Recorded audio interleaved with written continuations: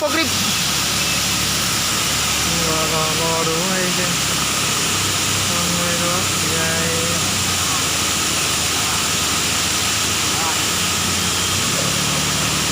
คักๆไม่เย็นคักแล้วโอ้สุดยอดไปจุดสตาร์ท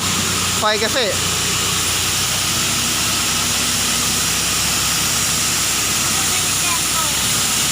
แล้วก็มีคนรอ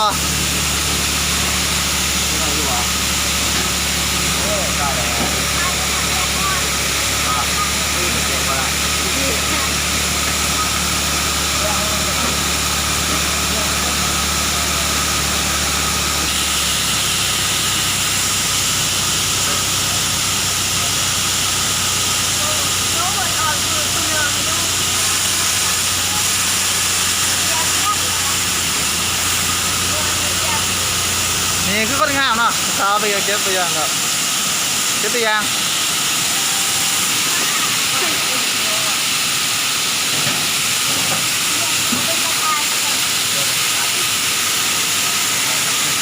ต้องรู้ไว้ถึงว่าเรามีรถใหญ่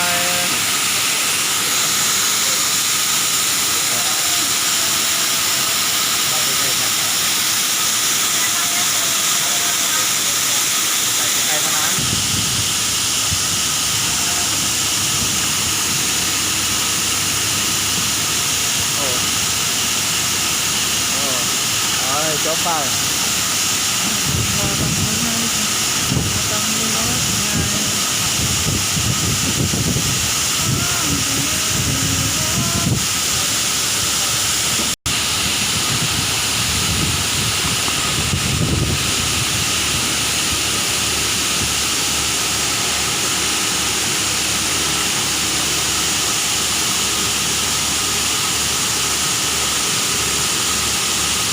ยุกออกไปเลยเนาะ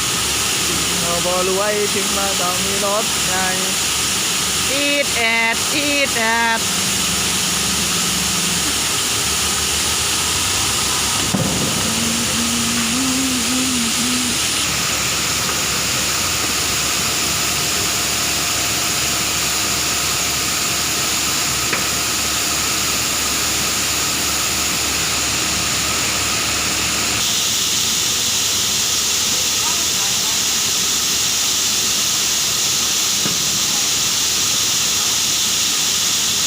เกี่ยวกับสอบผมไม่แพ้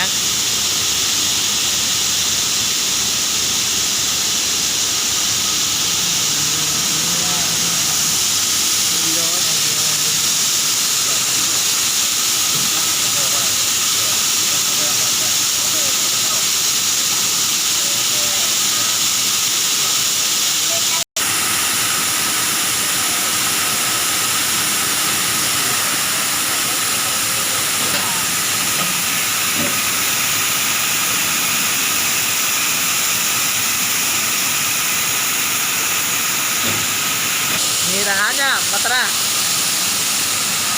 ทหารเหนียวหนาเนี่ยอย่างที่คุณดูลองเนี่ยโกงเนี่ยกาแฟเรียนท่อแซมเนี่ยกาแฟจนอากล่า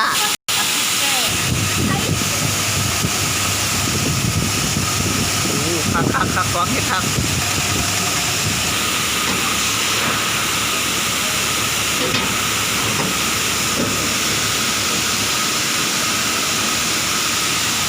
เขาลอยเนาะ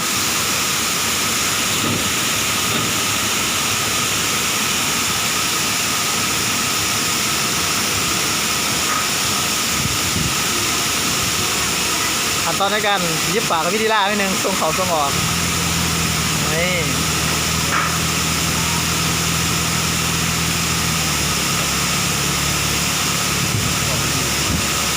ว้าววิธ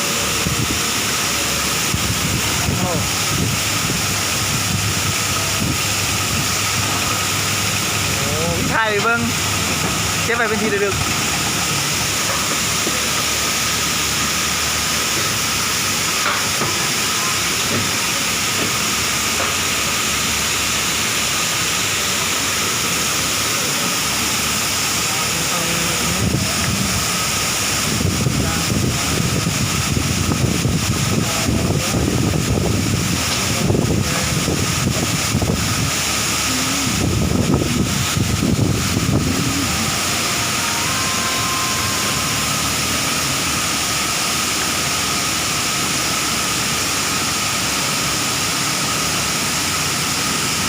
ครับขั้นตอนการแพ็คกาแฟของพวกเขาเนาะทีมงานไหนน้องเก่งอาโตพอแพงสนใจติดต่อมาเด้ออาจสิบริบาลยังได้ไม่ได้ภาพมันเราเป็นของมันเองทีเดียวให้บริษัทก็ต้องทำงานเป็นระบบเป็นระเบียบโอ้ยแพ็คกาแฟส่งออกนอกต่างประเทศก็เป็นเนาะ